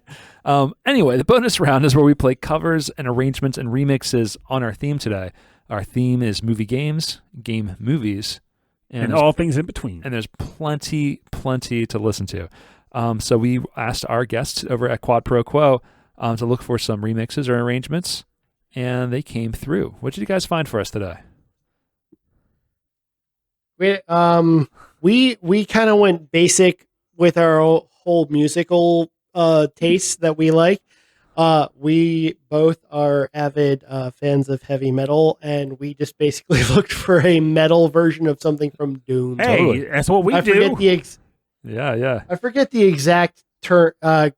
Guido is more of a knowledge of Doom, so I forget what the actual name of it is off the top. That's what I got here. This is the metal remix of the track Demon's Head from Doom 2.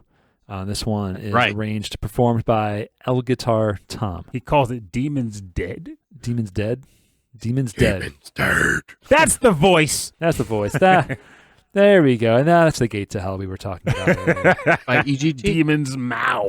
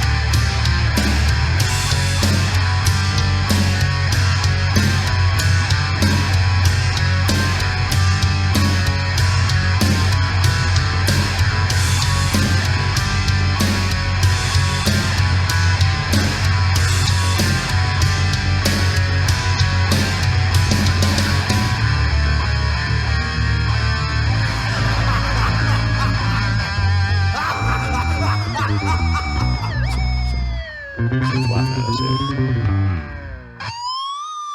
right, we're back. That was Demon's Dead metal remix. That was from Doom 2. Music by Bobby Prince, arranged, performed by elguitarTom.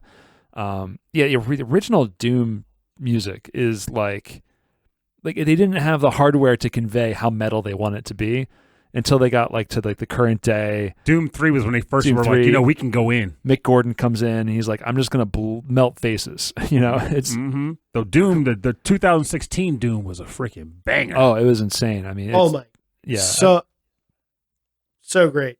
Yeah.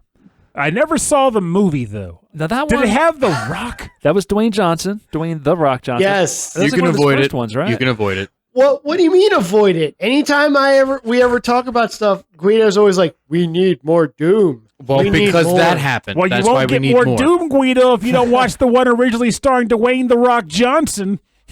Dude, that wasn't a Doom movie. History. It was like somebody took a movie, dipped it in a lukewarm cup of Doom, and then said, "This is our Doom movie."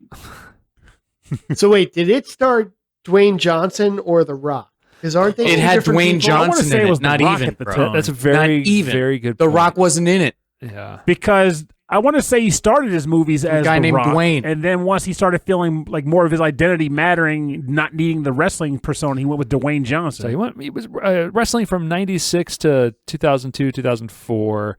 In his acting career, I need a list. I'm not getting a list here. But I have a feeling the Doom movie came out like early 2000s. Yeah, it was while he was still The Rock. So I think he was The Rock, yeah. Which I did not smell what he was cooking.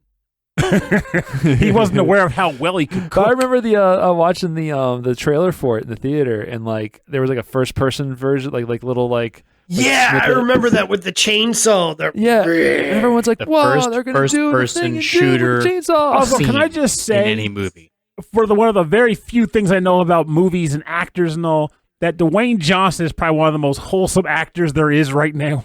Like, I remember reading an interview where he was like, "I just like to do movies that are fun."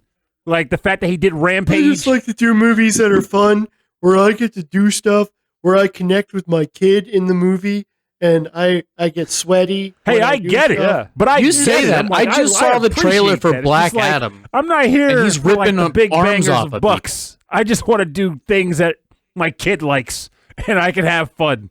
Like, again, like the fact that he was like comfortable with doing the Rampage movie, which I did watch the end of the other day at work. Is that a video game movie? It's a video game movie. It's based on the video game. Yeah, it was based off of Rampage. I remember that game where you climb up the building and you punch stuff and you the eat the villain people. gets eaten at the end, and she's wearing a red dress just like the women that you can eat in the Rampage game. Oh man, another game where the women are there just to be destroyed. No, not the women, just the specific villain. I know. And the best part about that, she gets punched in the face, and the guy, and she goes, "What are you doing?" And the woman who punched her goes, "Feeding a monster to the gorilla." And everyone's like, "Wow, that's amazing." So does the Rock turn into a monster? No, he befriends the monster because he's the freaking Rock. Yeah, he's like best friends with the gorilla. I had no idea this movie existed. He's like best friends with Harambe the White. Literally, man. Yes. Oh my god! It's such a it's a film that if you read the concept, which is again why I appreciate the guys. Like if you read the concept, you're like, who in the heck wants to go see a movie about Rampage? And then you watch, it's like, this is just stupid fun. Like it doesn't need to be great. It's just dumb fun, and he sells the character. It works. It actually works. Oh well, I'll have to take a look at that one then. Right. It's true. I haven't seen a lot of the Fast and Furious movies, but I respect them for what they do to cars. In space. Wherever they want to do it. But or in the ocean. You clearly don't respect the laws of physics. Out the door. Space. All right. I think we're all doing Tim Curry here. All right. So Pernell, we are on to your bonus round track. All right. So even though we'll probably get an actual third movie out of me in the finale track of the show, but for my cover, I had to go with another Scott Pilgrim because I couldn't decide between TechnoMan and this track. So I always cheat the system by finding a cover. This is a cover for the Suburban Tram theme, which is the first half of stage 4 in Scott Pilgrim versus the World, the game. This is covered by Apple Green. We are Suburban, and we are here to watch Scott Pilgrim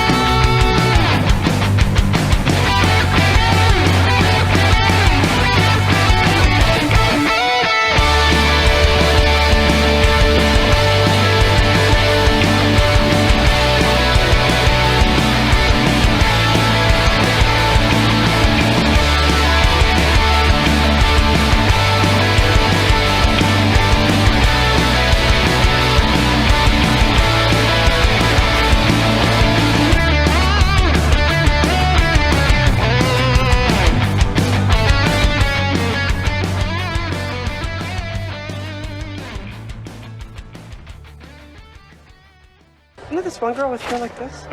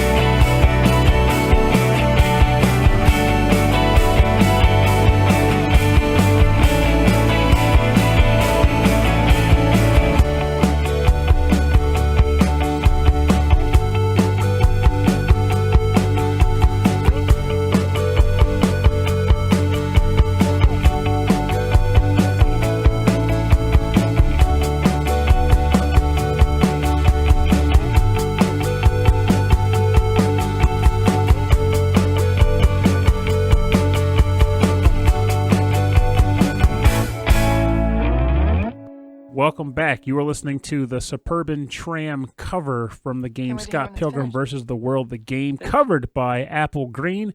They did two... It's interesting. They did two versions of this track. They did a harder version that's more reminiscent of the track that's in the game proper, and then they did a more of an acoustic version, both of which sound superb.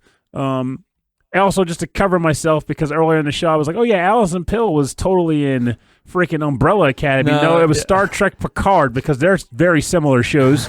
But yeah, that's me researching and forgetting. Anyway, that's right. Allison Pill is awesome. Right. She's a fantastic actress. All right, so moving on. This is my submission to the bonus round. One of my favorite video game songs is from the game Robocop. Not a great arcade game. The ports of it, not so great either. Aww. But the music for the Commodore 64 and then also ported to the Game Boy is composed by Jonathan Dunn and is really emotional. I don't know why. It makes you feel something. It makes you feel sand in your eyes. It's the theme song. Robocop's on the cover. You know he's going to shoot somebody, and the music kind of makes you feel sad. Shoot somebody in the crotch. Exactly. I was going to say that. Why'd you shoot me in the crotch? I held myself back. So anyway, this is. I have a shirt that says that. I almost bought that one. Well, no. What the? Why did you shoot me in the crotch? Because he said it was a. No, No, it's a good thing I didn't wear it because you guys said it's a family-friendly show. But well, we'll talk about it on the break. yeah, there we go. But anyway, this is from Robocop for the Commodore 64. Jonathan Dunn. This is arranged and performed by Andy Gilmour and LMan.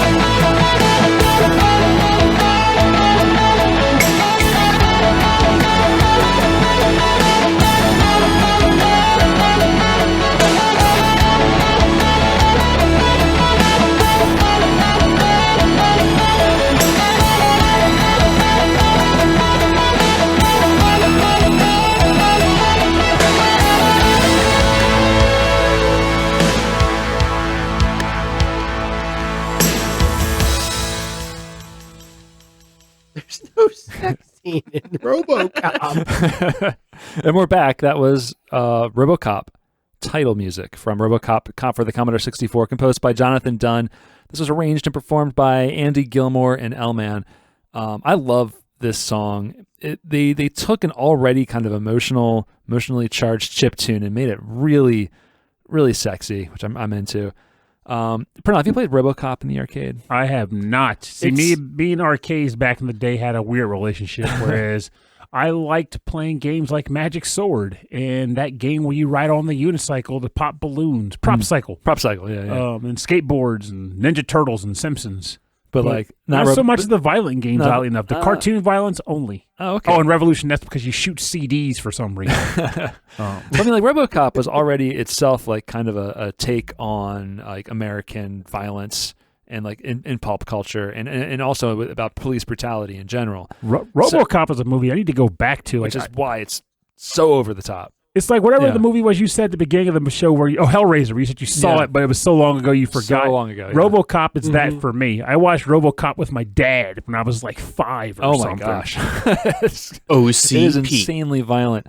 The arcade game is, again, side-scrolling. You're just shooting anything that moves in the game. Well, kind of like eSWAT. Yeah. Is Red Foreman the bad guy in the video game too? I never got that far. Wait, Red Foreman was the bad guy in the movie? Red Foreman, Red Foreman was like, sorry, spoilers for like a 30-year-old movie. Oh my Red God. Foreman, we might be 40-year-old at this point. Red Foreman was like the criminal, like he was the criminal like boss behind, or not behind, but like he was the criminal boss that was doing the crime for the guy at OCP. I forget which OCP guy, but he was like, I work for this guy. And again, he has some more colorful language that, of course, we can't. But just hearing Red Foreman say something other than dumbass for on that 70s. Yeah. Other than that, he says stuff even worse than that. That's definitely kick people out of basements. That's talking about that 70s show, right? Yeah, that's the dad. Yes, that's the dad. Okay, that's his whole catchphrase on the show. Jeez, you dumbass! What are you doing? Yeah, Kurtwood Smith. He definitely did more to people than put his foot in their rumps. Yeah. Yes. Yeah, very much so. Paul Verhoeven. That's who did the movie. Yes, Paul Verhoeven. That is going to be another upcoming theme month on Quad Pro. Oh, man. A Paul Verhoeven tribute month. Let me know when you're doing I already that, called dibs on RoboCop. Yeah, I'm going to watch it with you guys. Starship Troopers. Because I feel like I want to see that again just for that. Because like as a kid, and even as a teenager and as a young adult, you're like, fun action movie, they shoot people. And even, as you get older, the critic, all the satire. references were like jokey. Yeah, but like it's all like, it's not. It's supposed to be over the top for a purpose, and so it's like, oh no, I get it. It's satirical. And weren't there sequels? Wasn't there like a RoboCop 3, or was it only RoboCop 2? There was a RoboCop 2. There was a RoboCop 3. Yeah, he had a jetpack. Yeah, and RoboCop 3, that was like total unhinged Frank Miller because it was also a damn jetpack. It was based off of a comic book. But also, in the third one, Frank Miller was like the main writer behind it. And I guess he was totally fueled on 80s fuel, a.k.a. nose candy. Yeah, sure. But he was like, we're going to imagine that OCP was bought out by a Japanese company. And now they're Japanese robots. They're going to fight RoboCop. And he has a jetpack and everything. And I am the best comic book writer ever. Scribble. There was a robot wielding a katana. That's ridiculous. But it was terrible. It was terrible. Even Peter Weller didn't want to be a part of it. But that was a very good Frank Miller impression. Scribble. Wasn't there a remake of this movie too in like mid 2010s? Very possible, I think honestly. So. Like how they did like Judge Dredd. Yeah, and then they did a remake. They did a PG-13 remake, which was good. No, it was good. It was good. Never mind this man. No, it wasn't. It sounds divided over there. A house divided cannot stand. One of the things that made RoboCop so great was like the hyper violence as well as the satire. This one they made it more of a drama. They made it PG. They made it PG-13, and they did the whole. They focused more on the whole. Also, wasn't in Detroit, was it? No, it was in Detroit. Well, but they were like they cleaned it up. That's the most important part. They did the more like, oh, am I human? Am I still a robot? Like that sort of thing. Yeah. Because in this one he had a human head and he also had a human hand. Oh, so he didn't have have that whole heart? head visor thing? Well, he did, but it could be removed. It was just no. You got to update him. It was bad. Even Michael Keaton couldn't save that movie. Maybe Michael Keaton saves a lot of stuff. Yeah, he does. Batman. He had bad maybe that's the firmware and the movie you toilet guys paper watched, not stuck the to his original. butt. Now that would be a good Or- argumentative episode of the show. Or RoboCop marathon, and you guys just do it all weekend. Don't kill them, man. They got episodes to do. I want these And guys don't forget to live. his fist data spike.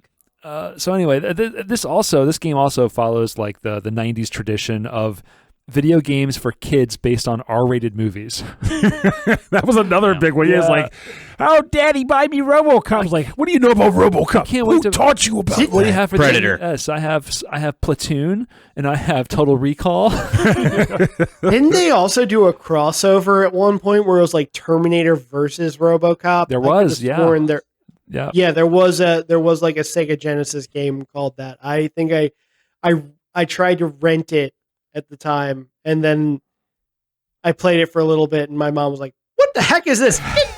Take this back!" That got me. And not Why that have it we was not had a R-rated, fighting but there game was a specifically Stargate tailored to Genesis either game. action movie characters or horror movie characters. Well, that's Mortal Kombat, right? No, Mortal RoboCop's Kombat. in Mortal Kombat now. Yeah, but he's individual, and he was like a guest character. I'm saying I want a game where it is literally the guy from Platoon, the guy from RoboCop, the guy from Terminator, the guy from Die Hard, and they're all fighting for some reason. So or even better, like I want Smash Freddy Brothers. Krueger. So you Jason, basically want and an Lark action Voorhees. hero Super Smash Yeah, I Brothers. said Lark Voorhees. It should be like a horror movie Smash Brothers. Yes. Yeah, like It a would be- multiverse of horror. Like people would be into that. Yes, it would be an easy money maker. Hell, put Pinhead in it. A licensing would I'm sure would be a nightmare. Anyway, for more information on the bonus round part of our show, go to rhythmandpixels.com where we'll have links to all of these artists, SoundClouds and Bandcamps, and everywhere you can go download the music, buy the music, and support these incredible artists.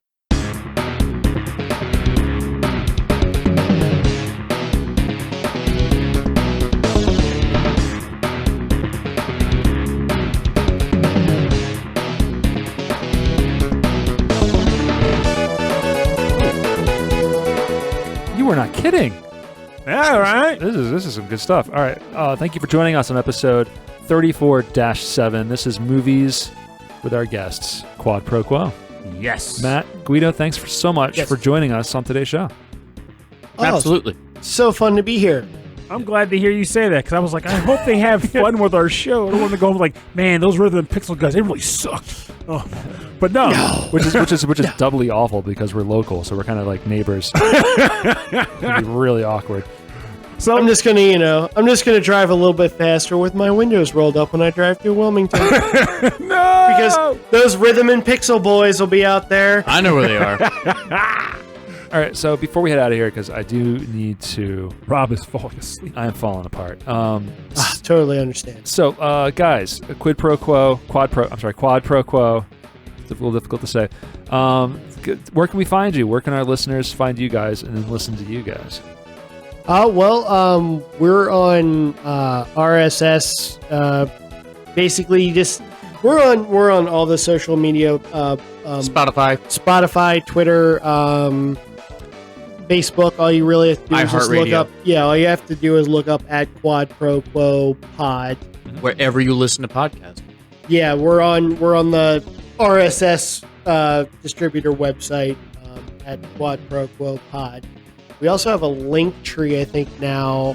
Again, we're not really the brains behind the operation. We just do the fart jokes. I think I saw you guys on Apple Podcasts. So anywhere. Yes, we are. We're on Apple. We're on Google. We're on Amazon. We're on all of them. All you just have to do is search our name. Yeah, just search at Quad QUAD PROQUO Pod. Nice. Now I gotta say, before we switch gears, start thinking if you're willing to. If you don't, I totally understand. But I want a guest on the show, come up with a movie, because you heard me ramble. I can ramble with the best of them. We should have done this in person, honestly. This probably would have been pretty good. You know what? Yep.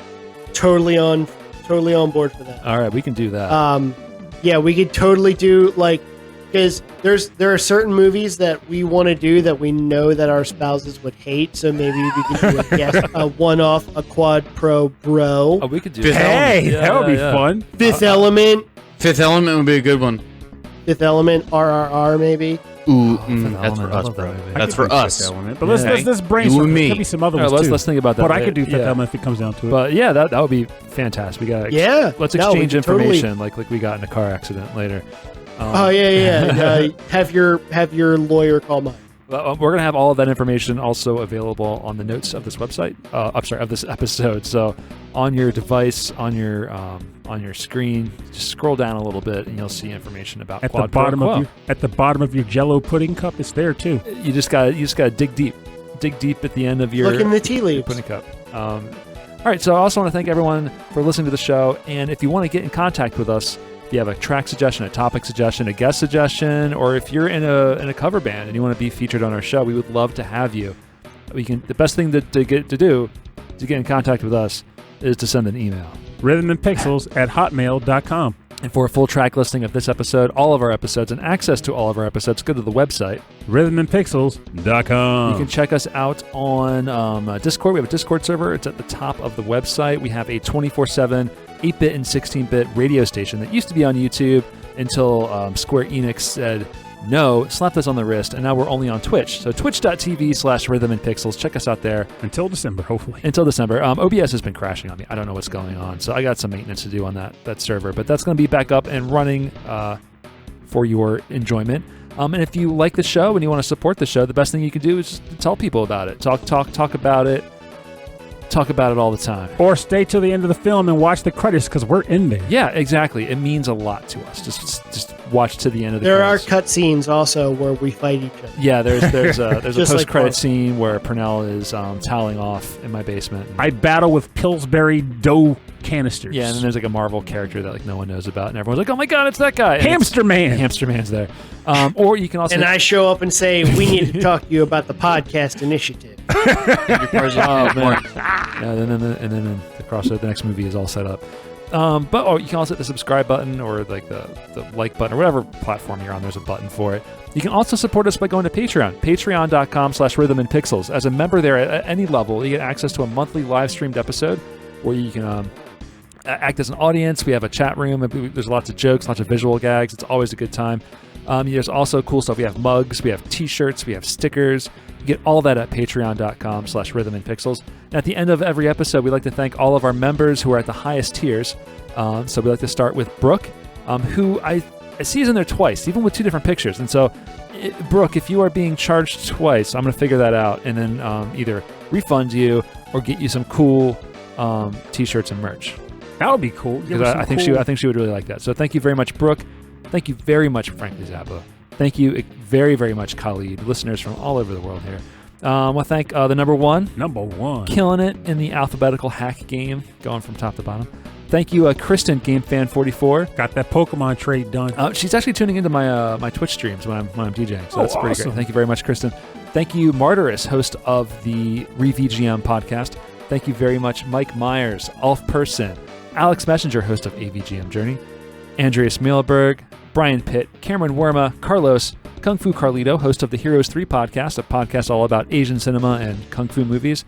Thank you very much to Chris Weisner, a.k.a. Musashi219. The wise guy. Thank you to Christopher Senstrom, Chuck Kowalski, Davey Cakes, David Taylor, Enchilada Bergol, Harold Howard, Triple Jeff, Justin Schneider, host of XVGM Radio, Keith Shusterman, Dr. Michael Bridgewater, Rage Cage, host of the VG Emporium, killing it, fantastic show. Thank you to Reinhard Selkova, Sleepy Spore, Steve Miller, Taco, Ed Wilson, host of the VG Embassy, our podcast dad, and Zach Thornbach. And thank you all so much, and many, many more for your continued support of our little show. We much appreciate it. Thank you kindly. Very, very much. Thank you. We will be submitting our podcast for MagFest. I think the submissions are now open from now until the end of October, so I got to get on that. Oh yeah. But if we're not doing our show at the festival, we'll be there anyway, at least for a day, hanging out. Yeah, trying not to get sick. Oh, trust and believe. If this for any period of time, it's going to be for like a day. Because have you seen the hotel lottery? No. It's horrible. DJ Cutman. Also, DJ Cutman had his first child, and he's thinking about coming down, but he's missed the lottery. So he's like, I might just come down and do the panel, but just be a meet and greet with my 5-month-old son. And I was like, cool. So he's not DJ Cut Dad. DJ Cut Baby. Yeah, Cut Baby. So Yeah, so if you want to find us, we'll definitely be at MagFest, and I don't think there's any other big festivals that we're going to be appearing at anytime soon. So once again, thank you to Quad Pro Quo. Thanks for showing up. Thanks for spending your evening with us. And my name is Rob Nichols. And I'm Purnell. Thank you for listening to Rhythm and Pixels. Have a great week. And remember, films, we're a video game podcast. We know. And I say this as a guy who loves his video games and spends more time playing video games than consuming any other type of media. Movies are pretty freaking awesome.